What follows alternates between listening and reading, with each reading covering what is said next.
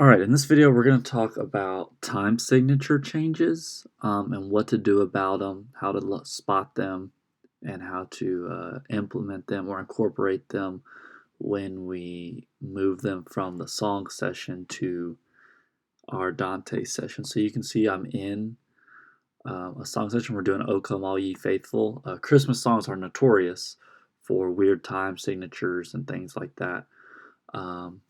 So let's get started. So as soon as we open this up, you can see up here in the top, we've got 12/8 going on here.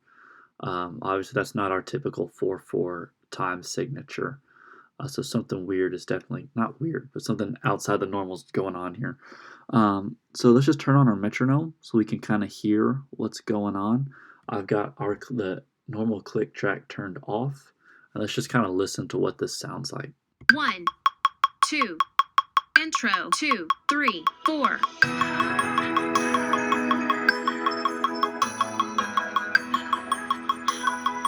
Verse 1. So you can hear that is not our typical 4/4. So that's going to change things when we talk about trying to click our different logic is rolling in 4/4, but the songs at 12/8, things can get a little hairy as we try to perform it live. So that's one place you can look. Another place to look is you see all these little 12/8s everywhere.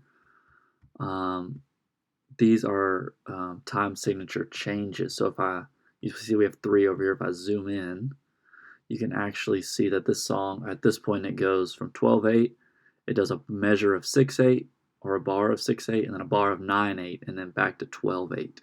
So if I rewind this and play it from here and play it, you'll see the time signature change up here as it crosses those thresholds. Let's watch it.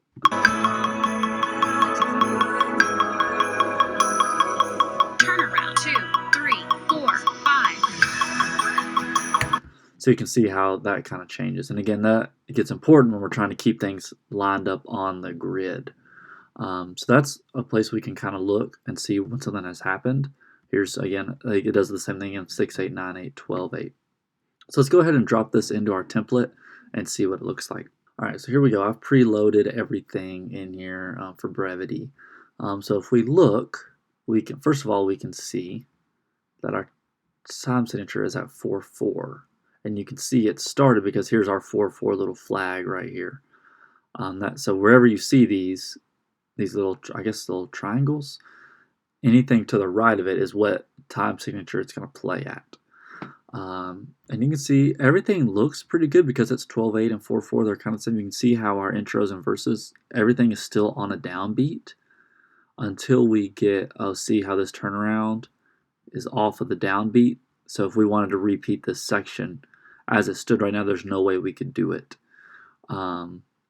Now the click would still sound right, because again, we're not actually changing the speed of the tracks, but we wouldn't be able to jump around like we normally would. So this is what we're going to try to fix.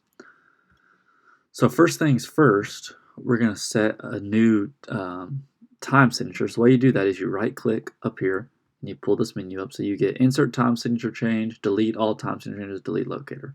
So what we want to do is insert time signature change. And here you just type it in. So 12-8. When we do that, you can see, you saw how the grid changes. Let me undo it and redo it. Watch up here. See how it's changing? So now if we come in here and count, you can see it counts to 12 before it starts a new downbeat every time. So 14, 2, 3, 4, 5, 6, 7, 8, 9, 10, 11, 12. 15, 2, 3, 4, 5, 6, 7, 8, 9, 10, 11, 12. Whereas a normal 4/4 would be 12, 2, 3, 4, 13, 2, 3, 4. But once we add this 12/8, now it's going to change. And so this is important to do if you're pulling in a song that's 6/8. Our template will always default to 4/4. Change the time signature. So that way, like we said, everything kind of matches in time. So we'll come in here, we'll keep looking through. Now you can see this spot is still messed up. See how we're not on a downbeat? That's because if we were to look back in the other one, it went 6/8 and then 9/8 and then 12/8 again. So typically for something like this, we could come in here and put 6/8 and put 9/8 and then put 12/8 again. But sometimes that's a lot of work for very little reward, because the chances of us having to turn this around right here is low.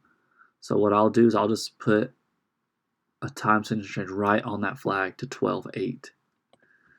Means this is not a complete measure. So if we listen to our counter again, it's going to do this. Turnaround 2, 3, 4, 5. You heard how the downbeat restarted. Beep, boom, boom, beep, boom, boom. And so now we're back in, and everything's locked in at 12/8. So we'll make sure everything is on a downbeat. Good there, good there, good there, good there. And oh, you can see right here this outro gets off. So this is again where it goes probably 6/8, 9/8, 12/8. So I'm just gonna click in. Whoops. I'm just gonna click in here. Insert time signature 12/8. You can see this time it gave us a full full half measure before that. And then it ends on the downbeat. So that's how we change your project around so that when we perform it live, we can bounce around in time without any issues.